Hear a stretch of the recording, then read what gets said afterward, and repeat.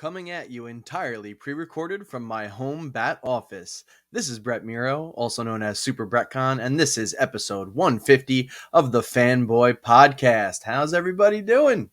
As you may notice, if you're watching on the video feed, if you're on audio, I'm going to clue you in right now. We are sans Mario this week, so I'm doing this one entirely solo. Hopefully you'll stick around and take this journey with me.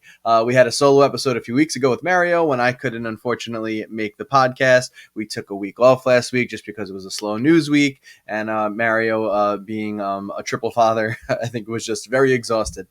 This week, unfortunately, he just ended up having to work. A gig came up that he had to take for this night. We usually record on Thursday nights, and he couldn't make it. So it was up to me to make it happen, and I didn't want to deprive you guys 2 weeks in a row. So here we are, guys. We are at episode 150, and we have actually a bunch of topics. There's a lot of announcements this week. There's some Star Wars stuff. There's some Mission Impossible stuff, Indiana Jones stuff, a lot of little things, little DC tidbits in there. But yeah, like we usually normally open these episodes with, I'll tell you a little bit about what I've been watching, what I've been playing. So as far as what I've been playing lately, I actually did start Mass Effect. It's a glaring hole in my gaming repertoire, and I figured, you know what? I have Game Pass. There's no real big releases coming out now. A lot of stuff got pushed and delayed into next year. Nothing on the horizon that is going to be a big tentpole title, at least for me and what I like. So I said, let me do this Mass Effect Legendary Edition, the remakes of the whole trilogy, and I'm in Mass Effect 1, starting from the beginning, going with a femship for those that are interested. Just because I heard Jennifer Hale's voice acting is exceptional in it. And I figured, hey, that's the route I should go. So far, enjoying it. It's very dialogue heavy. I got to see how long I'm going to stay with it. I understand these BioWare RPGs. They're very dialogue heavy. And just games in general are more cinematic, very dialogue, a lot of dialogue, a lot of voice acting in them now. But sometimes I just want to get back to the gameplay. I want to get to the next mission. I want to do the next thing. And then there's all these choices I have to make, and it gives me anxiety. So we'll see. But I really do want to stick with the series just because I've heard so many good things about it. And supposedly these remasters have gone over very well. So I've been playing that. Also kicking around a little Kirby here on the Switch when I need a little break. I've also went back to Dying Light 2, which I started when it came out, but then kind of threw it down to play for Horizon Forbidden West. Now that I've beaten that, back to Dying Light 2. Still enjoying that game. Very, very fun with the parkour and the combat and all the little different ways you can manipulate your weapons and whatnot. So, but anyway, yeah, let me know what you've been playing or if you have any recommendations. But as far as this year goes, until I get a big announcement, maybe in the next couple of weeks when we have what would typically be E3, unless there's a huge announcement or a huge game that I'm going to be into later this year, this might be a good year for me to catch up on my backlog or just look at some, titles that I missed in the last couple of years, or maybe try something out of my wheelhouse. So I will let you know how that journey keeps going as we move through the year. Watching, though, I actually am coming off just finishing part 2 of the George Carlin documentary, George Carlin's American Dream, which is on HBO now. I watched the first part, I believe, 2 days ago, and I got to the second part today. They're about 2 hours each, so it's like it's a 4-hour documentary, give or take.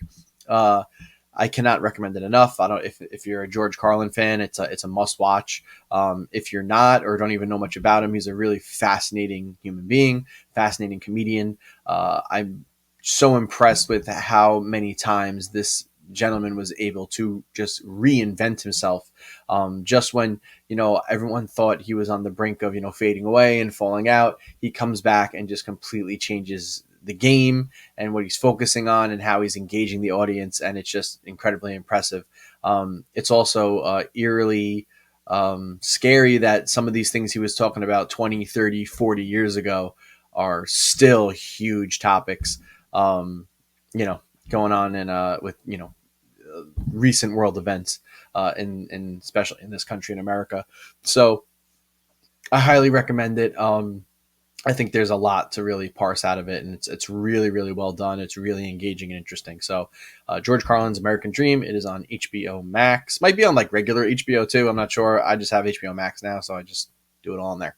But that's what I've been watching, amongst other things. I could keep going all day, but hey, we have to get into our Superman on film update. And guess what? There's nothing. There's really nothing. There's nothing this week. I have no updates, unfortunately.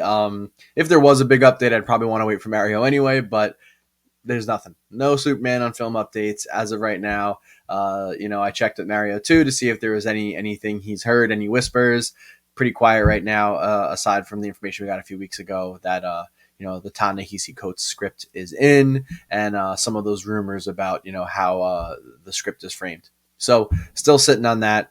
And hopefully we get some more information soon. But moving on, the next topic, unfortunately, a little bit of a downer, and it's pretty hot off the press. We just found this out today. But rest in peace to Ray Liotta. Famed actor Ray Liotta passed away today at 67. He was in the Dominican Republic filming a movie called Dangerous Waters. And all the details that are available right now is that he passed away in his sleep. I don't need to tell you how amazing an actor Ray Liotta was, and what a gift it was to see him on screen. Obviously, Field of Dreams, and of course Goodfellas, being kind of the big movie everyone always reference. Karen. I always love when he's coked up in that scene and he's like fucking helicopters, and it's just great. He's really amazing in that movie. He also was having somewhat of like a renaissance recently. He'd been doing a lot of TV. He showed up in The Many Saints of Newark, which was the Sopranos prequel, and looked like he had a lot of other projects coming up. So it's just really sad. 67 years old, too soon. Kind of came out of, obviously it came out of nowhere. It looks like it shocked a lot of people. Oh, what are you going to do? Just a lot of sad stuff going on in this country, losing famed actors, and obviously more seriously, the events that just recently happened in Texas and last week in Buffalo. Really, really sucks sometimes, right? But anyway, so just wanted to give a shout out to Ray Liotta. And go watch a Ray Liotta movie. Go check it out. If you don't know too much about him, or even if you do, just go watch Goodfellas, because wow, what a performance. What a really fun time. Alrighty, so moving on to our next topic. Mission Impossible Dead Reckoning Part 1. I'm actually not sure if we addressed this on the previous podcast, but the upcoming Mission Impossible movie now has a title. It's Mission Impossible Dead Reckoning Part 1. So we do know that the next, this seems to be the end of at least the Tom Cruise run of the franchise. Maybe the end of the franchise altogether. Who knows what they're going to end up doing with it when Tom Cruise is done, because he's kind of like the gatekeeper. But this is like the finale, so to speak, and it looks like they're splitting it up into two films. And being that they are a Part 1, Part 2, very much like Infinity War and Endgame, and Harry Potter and the Deathly Hallows Part 1, Part 2, it seems like I should say most of the movies recently have been way more interconnected and carrying on characters and themes and plots throughout them. But I guess these two will be like super connected in a way, since they're sharing that same title. It's a very long title. I mean, I'm actually not like thrilled about it. I would have preferred they went for something a little just short and simple. I liked Mission Impossible Fallout. It just was like a hit nice. Mission Impossible Dead Reckoning Part 1 is a little bit of a mouthful, but what are you going to do? As you know, if you listen to this podcast, Mario and I are huge fans of the Mission Impossible franchise. So I really cannot wait for this. But yes, we did now also get a trailer released. And as you would expect, there's another cool rendition of the Mission Impossible theme. There's a lot of great action shots, a lot of ominous voiceovers from, enemies or just people that are not big fans of Ethan Hunt. And we see everybody coming back for this film that has been in the previous ones. So we got Ving Rhames, we got Simon Pegg, we have I'm going to totally blank out on her name right now, even though she's been in everything lately. But you know who I'm talking about. And we have Haley Atwell Captain Carter herself is actually in this one, and we do get a little glimpse at the final shot of the trailer of Tom Cruise doing what was his big stunt for this movie, which is him just speeding a motorcycle off of a mountain and going into a free fall, which I assume he parachutes, out of. But apparently, he really did that, just like he's done all these other crazy stunts. So. The trailer did its job. I'm thrilled. I'm ready for this movie. I think it drops later this year. I hope I'm right. I think it's later this year, and then we should get the follow up maybe next year. So that'd be cool. Hopefully, it's not too big of a break in between the two films, no more than a year. But let us know what you thought of the Mission Impossible trailer. Did it tickle your fancy? Are you excited to go on this journey with old Tommy Cruise? Let us know.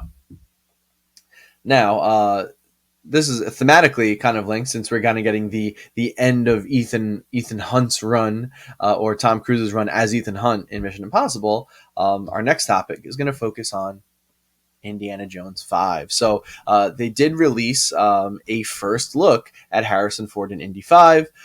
It's not much to go on. It's basically if you haven't seen it, it is a tomb or cave of some sort with a rickety looking wooden bridge, and some yellow light trickling in the background, which is kind of silhouetted Harrison Ford. But the one, so you can't really see him. He's kind of silhouetted. But what you can see is that he is in his familiar Indiana Jones garb, the hat, the coat, the pants. You can see a little bit of the whip, his little bag. So, it's not much to go on, but it just kind of gives you like a little bit of, I guess, like a mood piece, if you will. James Mangold is directing. We've gotten, previous notes before from Mads Mikkelsen and other stars that it is going back to kind of like an older indie film. So all I can say is, as long as it is nothing like Indiana Jones 4 and it's more like the first three, I am excited. Obviously, with Mangold directing and this kind of being a farewell, Harrison Ford's farewell to the character.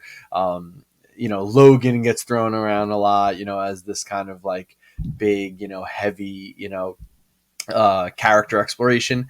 And I do hope it is a character exploration, and what this character represents, and him coming to terms with his own legacy. I do hope it is not too big of a slog, though. Logan was definitely, as much as I love that film, it was definitely a bit of a downer. Not that this movie can't have those heavy moments, but I hope it's not a downer. I hope there still is that sense of adventure, and it's a really fun adventure to say goodbye to Indiana Jones. I hope it's not too bogged down in melodrama and just getting beat over the head with just very depressing things. Harrison Ford, he's like in his 70s now or something, so that's pretty crazy. But really has a lot of potential. They have a wonderful cast racked up for that film. Phoebe Waller-Bridges, who I'm a very big fan of from Fleabag, and also she was L337 or whatever from Solo: A Star Wars Story. She was the robot that Lando had like a romantic relationship with, and she was fantastic in that. So yeah, that could be really cool. There were definitely a couple other names too, but they're not in front of me right now. So just fucking look it up, as we always say.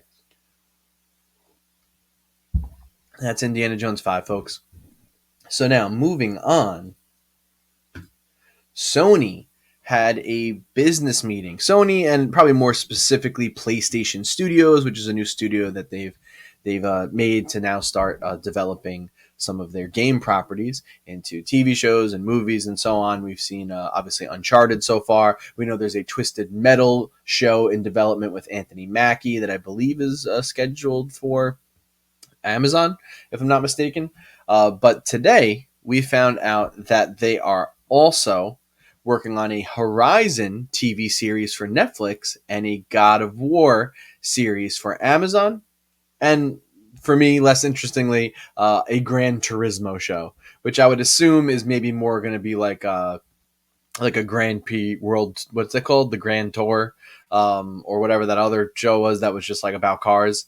I feel like it'll be more like that than like an actual drama about racing. But hey, actually, it could be that maybe, and that could be cool, like an F1 Formula racing show. So we'll see what that actually turns out to be. I don't think this audience is that interested in that part. But the Horizon TV series for Netflix and the God of War series for Amazon, I think, is right up our fanboy alley. So, if I may, I would like to just wax a little bit on these ideas. We have no details yet at all. So, as far as a Horizon TV series, um, the easy thing would just be like, hey, let's start adapting the games. Let's cast someone as Aloy, yada, yada, yada, and just go that route. I'm hoping, just because there is a lot of rich lore in that series and a lot of cool different parts of that timeline they could cover away from Aloy, so they can let the games kind of do their thing. I have two ideas here. So for me, even though this is definitely been explored in the games, probably more than my second suggestion. I think it could be really cool to set the TV series, in the time of Elizabeth Sobek. Before they created Horizon Zero, the Zero Dawn Protocol, and before the world completely went to shit. Maybe they could start it off, in whatever year it was. It was like the late 2000s or like early 3000s or something or other. It might have been mid to late 2000s in the game lore. That the Pharaoh robots were created and all that fun stuff. So that could be a really cool thing to chronicle Ted Pharaoh, Elizabeth Sobek, how the world is at that time, and then like slowly watch it unfurl, and then lead us up into the basically the events, not the events of the game per se, but the moment where the world collapsed, everything ends, the robots take over, and that could be a really cool thing to kind of what is it? Chronicleize? Yeah, whatever. Chronicle that. That's suggestion number one. I think a lot of interesting, human drama and cool little tidbits they can kind of fit in there that harken back to the game. The other idea is that this series could focus, pre-Aloy, and maybe focus on the first groups of humans that are created by the Zero Dawn system, by like Gaia and, all the other subordinate functions, and maybe focus on those early humans. It's weird to say early humans because they're like a rebooted humans, but the reboot humans, kind of coming out into the world for the first time, getting the kind of minimal amount of knowledge, because as we know, the one of the subordinate functions was like messed up and destroyed. Was it like Apollo? I'm not going to remember all these things right now, even though I played both games. But one of the subordinate functions was destroyed that was supposed to teach humanity about everything, and so they could learn and like rebuild civilization, back up to the standards that it was when the world went to shit. And obviously we know that a bunch of it was destroyed, and they basically got like the equivalent of like an elementary, like junior high school education, and then like it kind of stopped. So that is why we see in Horizon Zero Dawn that a lot of the humans had resorted to like tribalism, and it's pretty primitive out there. They haven't really discovered too much technology and whatnot. They've just learned to kind of like live with the machines and maybe like make stuff out of their parts, as you do in the game. So that's my theory, is you go that route and just like deepen the lore. I don't think you like cast an Aloy and just do all that. Just because, I haven't watched the Halo series yet, but I've heard, that obviously something like that with a lot of aliens, a lot of special effects, the effects budget is, still for TV, never going to be what it is for movies, really, because you have to produce so many more shows and there's more actors and yada, yada, yada. So just like kind of some of the buzz I see off that, and even like just in some of the Marvel shows, even where they have really good special effects artists and a lot of money, they kind of look a little like there's something left to be desired. So I think if you start really getting into like the Aloy story, where she has to be constantly fighting and combating all these robots, I mean, then you're just kind of looking at a CG crap fest, and I don't know if we want that, if it's just going to look kind of like not good. So I think that the better thing is to go way back and see future Earth, and kind of the development of all that, and watch how everything went to shit, in a more in-depth fashion than just a little like data points that we find in Horizon Zero Dawn and Horizon Forbidden West. So that's my 2 cents on that. I think you go either one of those routes. Now, as far as the God of War series, that one I don't know. Like, do you just? I don't think you can do what I'm suggesting with Horizon, where you just make some kind of series where it's like chronologic. I can't even talk today. I don't want to use that word anymore. Where it's chronicling. It's chronicling. Where it's chronicling the gods, like the Greek pantheon or something like that. I think for that series, I think you have to have Kratos. I think you have to have him front and center. So, and then that begs the question. It's like, are we starting and we're gonna like do like the story from the early God of War games, or are we gonna like pick it up from the new series that takes place in with Atreus, with the son Atreus, and in the Norse mythology? Because there's certainly where we pick up the first game, God of War. There obviously has the kids, 10, 11, 12 years old or something at this point. So there's a whole bunch in that realm that hasn't been explored yet. So they could kind of make it like a pretty close prequel to the games where we see Kratos, however you want to say it, his wife, the giant, Atreus, his mother, and they could play around with that. Or maybe we just go back and start from the beginning and show how he became the God of War. And then it's kind of like more of like a 300, kind of thing, or like a Spartacus. So I don't know. I mean, if you want to differentiate yourself, maybe you don't go that route. I know some people really want to have angry yelling Kratos back. So maybe this is the way to get it. But yeah, definitely both have potential. God of War definitely could be like Amazon. Well, Amazon kind of has Lord of the Rings is going to be their Game of Thrones, but God of War could be like fantasy Game of Thrones or something like that. There's definitely potential there, so we'll see what happens. And that also I should mention this is not for Sony, but it's also going to join what we know is a Fallout series and a Mass Effect series that are both in development for Amazon.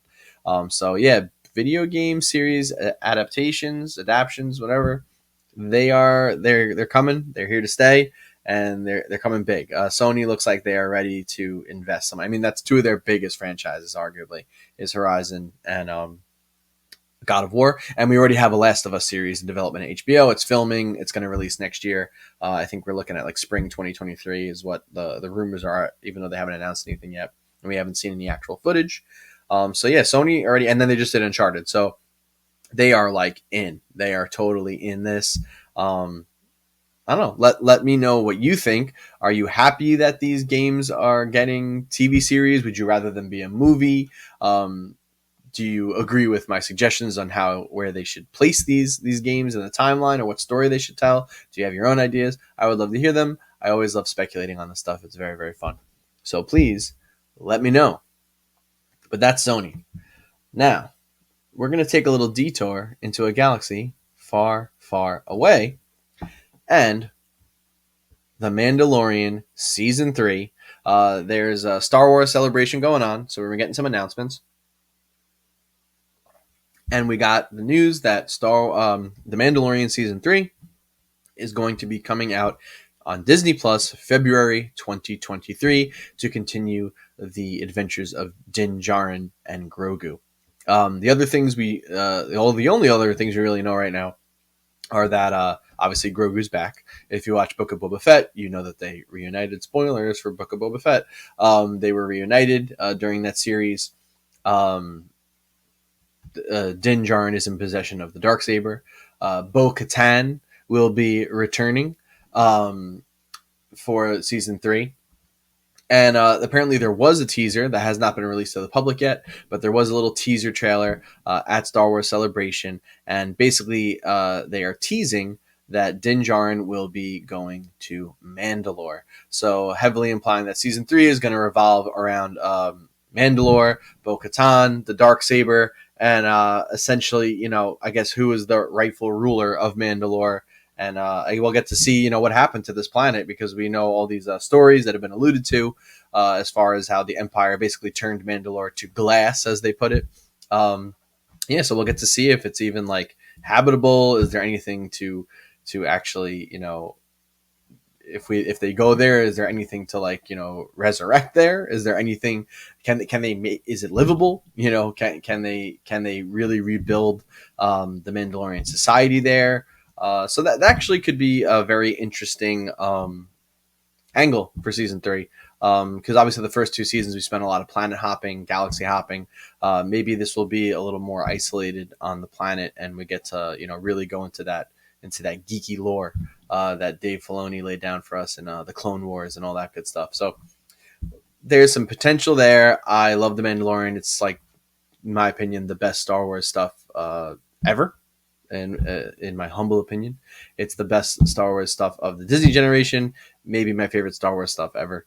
Honestly, we'll see though, because as of the day that you may be listening to this podcast when it releases, we are getting the first 2 episodes of the Obi-Wan series. So we will definitely be talking about that next week, and I cannot wait for that. I'm hoping it can meet my expectations, because I'm expecting it to be leagues better than Book of Boba Fett, which I was kind of meh on. Now, as far as another new Star Wars series, this one we've known about, Andor has finally gotten a trailer. So Cassian Andor, a character from Rogue One. This is a prequel to before Rogue One, kind of showing how I guess he came up and got into the rebellion and all that good stuff. So first trailer came out. I'm all in. It looks like Rogue One. It has that kind of more washed out kind of look to it, and there's a certain hue some of the new Star Wars like movies have had. You may have noticed, especially like the movies like Rogue One, Solo, have this like it's a different look. It doesn't have the same look as like the old Star Wars films or like the prequels or even the new ones. So it's got that look to it. I'm a big Rogue One fan.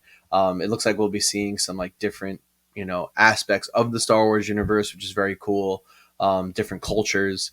And I think Diego Luna, who's the actor, he described this as being about like, he described, obviously his experience as a person being an immigrant coming into this country. And it is about, I think that's reflected in the story for Andor being kind of like an outcast or an outsider. So yeah, it looks really cool. It had a lot of like spy espionage kind of stuff going on, a little darker, a little grittier, a little more serious. So I am very on board for this. If you haven't checked out the trailer, go check it out on YouTube.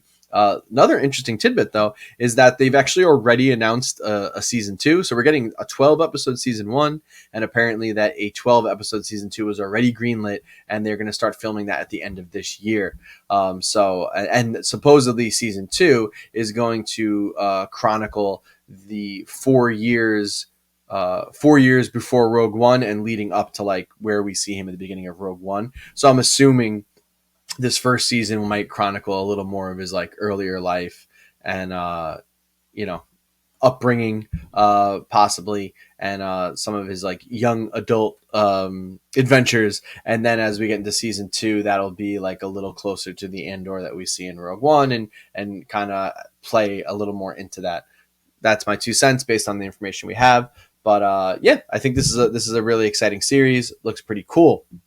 Now, lastly, in the Star Wars universe for today, John Watts, who directed all 3 MCU Spider-Man films, and also was supposed to direct the Fantastic Four film, but has left, is doing a Star Wars show, which I think we've heard about this a little while ago. And we got the official title today. It's called Star Wars Skeleton Crew.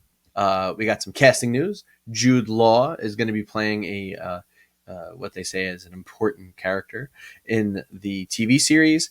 And we got a little bit of details. The details are that the main focus is on a group of 4 10-year-olds, but it is not a kid's show. So I don't know what that means. Is it like a little more a little more Goonies kind of feel, a little Stranger Things maybe? I think they showed some key art, which was just like 4 young kids near like a giant like space cruiser, and that's all the details we have. So color me intrigued. I have no idea what this could be about, but yeah, sounds like something a little different. kids getting lost in the Star Wars galaxy and bouncing around and getting into crazy adventures. Could be fun. Interesting that he said it's not a kids show. So, debatable. I don't know if they called Boba Fett a kids show or The Mandalorian a kids show, if they classify that. I mean, Boba Fett definitely was way more Saturday morning cartoon to me than The Mandalorian has ever been, or some of the other new Disney films and TV shows. But yeah, we'll see. So interesting that he dropped off Fantastic Four, but because he just needed a break. But then he's doing a Star Wars TV show, which I don't know if he's going to be involved directing every episode. Maybe he's just kind of directing a couple, and he gets a little bit of a break. But that also seems like a huge undertaking, so I don't know. But yeah, maybe working on a Fantastic Four film and a Star Wars show together was a little too much. I could understand that. There's a lot of expectations coming out of both camps. Fantastic Four, passionate fans been waiting for a long time for those characters to come back to Marvel and be rebooted. And obviously Star Wars has some, listen, we have some great fans and we have some pretty shitty fans. Let's just be honest here. Call a spade a spade. So that's the Star Wars block, folks. We're cruising today. It's solo. I don't have Mario to blabber on and bounce anything off of. So we are just cruising. We're cruising for a bruising. All right. But now let's take a little detour over to DC. Aquaman and the Lost Kingdom. Got some more details. So obviously, I think the most we've been hearing about Aquaman right now is that Amber Heard is supposedly not featured as Mira very much in the film. And if you've been paying attention to the Johnny Depp Amber Heard case or just any of the headlines around it, she had talked about how they were trying to cut her role down in the sequel. And I think she's trying to blame that on, all this hubbub that's going on. And supposedly, I should have saw who said this, but apparently it was always the plan for Mira to have a backseat role in this film. So it's not just because of what's going on with the trial and all that and the public backlash. Supposedly James Wan and Jason Momoa fought to keep her in the film and not have her completely cut out. But there were all these rumors that she got cut down because the chemistry wasn't good between Momoa and her. But we're hearing now that this was always the plan because, spoilers for this film. If you don't want to if you want to go completely blind, I'm going to say some stuff that seems official. Aquaman and the Lost Kingdom is planned to be a buddy comedy with Orm and Arthur Curry, Aquaman. So the villain from the first movie, King Orm, Aquaman's half brother, is going to be teaming up with him in this film. It looks like to take down Black Manta and any other villains or any other chaos that's going on under the sea. So that's really the explanation, is that it's going to focus on them two, and they obviously are going to have probably like that a tough relationship because a lot of stuff happened in the first movie and there's a lot of bitterness between the two, and I guess that's going to be where the comedy comes from, and they're really focusing on that, not really so much Mira. So take from that what you will. I wonder if that's true or not, but that's what it's going to be. Aquaman coming out next year. Was pushed to next year. Not getting it this year. Hopefully they have less explosions to do scene transitions. As I've stated before, big pet peeve of mine. It was in the first movie. But it was a fun movie. It was a fun film. It made lots and lots of money, and it made people happy. So, speaking of something that didn't make people happy, She-Hulk.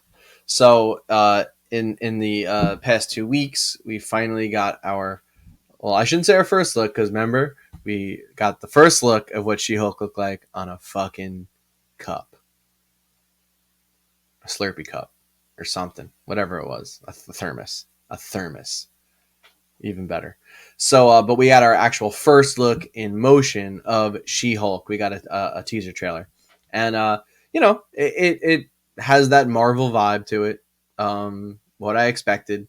There's shows for me. I've enjoyed every Marvel show, even if like you've heard me be down on some of them. I've enjoyed them all. Just some of them were just kind of like, it was fine. It was enjoyable. I never like. There wasn't one that I watched and was like, oh my god, I regret spending my hour today watching this. Like they've all been okay. Moon Knight, I thought was like up and down, had some cool moments. It really just rode on Oscar Isaac. I loved Loki. Just because for me that show I thought was just put together really well, and it was entertaining and just seemed to have the biggest impact on some things moving forward. WandaVision was also really awesome, but they didn't exactly stick. I thought the finale was a little like weird. It seems like a couple have been a little weird with the finales. Falcon and the Winter Soldier also was like a little bit rushed, and I liked that series, but the finale fell a little flat too. So they've been having trouble with that, in my opinion.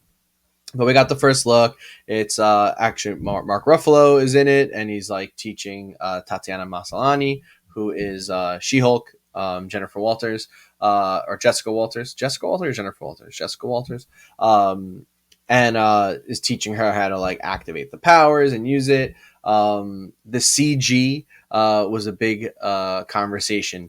In that first trailer, it looked kind of like too smooth. It was looking like Shrek, a little Gumby. It just looked a little shaky. And I'm surprised. Actually, it looks like she's like green and she hulked for a lot more than I was expecting. Like I wasn't expecting her to like go to work as a lawyer as She-Hulk, like all green. I figured she would be regular Jessica Walters, but apparently she's not. She actually does stuff as the Green Woman. I don't read the comics, so I'm obviously out of the loop. It's this one might not be for me, but I'll check it out. Mark Ruffalo's in it, Hulk's in it, so that's kind of cool. Because he's one of like the few carryovers aside from Thor that is like still sticking around. So anyway, that was about 2 weeks ago. We got that trailer. And this week, they released an updated trailer on Disney Plus, so you can watch it on the app. And that one, people have, eagle-eyed fans have noticed, had much improved CGI. So it looks like that first trailer. We don't know for sure. Maybe it was just like an earlier cut of the visual effects and they weren't like completely finished yet. Or a lot of people were speculating that it was just like the compression on YouTube was making it look bad. So when you're watching on the internet, it was a little compressed and it was like leaving out some of the detail. But this new one on Disney Plus, apparently, I took a quick look at it. It definitely looks a little bit better. A little more detail, a little more texture on the skin. Doesn't look so like smooth looking. So we'll see when the final product comes out. Again, I kind of hate these, like, I don't hate them because sometimes they're a lot of fun, but when it's just too much CG all the time and everyone looks like a as I put it, and I know listener and friend of the show Brandon loved that I call it like a weird gummy bear. Like when these characters start looking like weird loosey goosey gummy bears, Play-Doh figures, like, and you're just watching that for too long, it just totally fucking takes me out of it. So I'm not looking forward to that. If the show is going to be mostly that, it's weird to me too. Like they got a really fantastic actress for this, Tatiana Maslany, and she's just going to be buried under like CG the whole time. I'm not even, I'm mostly curious. Like, I don't even know if she's doing all the mocap or just like the facial capture and they're animating everything else. But it just seems like you got such an amazing actress and then you're just like totally like burying her in CG and all this other stuff. I mean, like, I feel like she could have a lot more impact being human more. But again, I'm making these assumptions off a small trailer. I don't know how the whole series is going to be. Maybe she is like 70% in human form and then a little bit as the Hulk, as She-Hulk. But just from the trailer, it looks like she's like She-Hulk a lot. So I'm just wondering if that's going to keep me connected or drawn in as much as I'd like to be. So that's She-Hulk, folks. So, as we always remind you with every show, if you have any questions, if you have suggestions, if you just want to say hi, hit us up at the Fanboy Podcast at gmail.com. You just email us. Mario and I both have access. We'll check it out. We'd love to include your questions or topics that you want us to talk about on the show. It enriches the show for us. It makes it better. So please don't hesitate to send us stuff.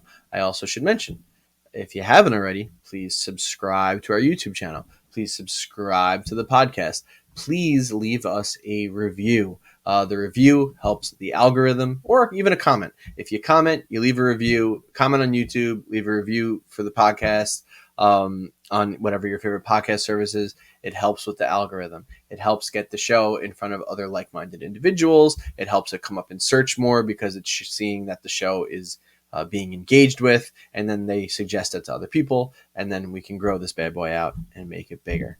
But yeah, that's really all I got today for you folks. So it's a nice brisk episode. We usually do about an hour and a half with just me. We're able to kind of plow through, but we hit a lot of topics. So I'm pretty impressed with it. I apologize also if I ummed and liked a lot.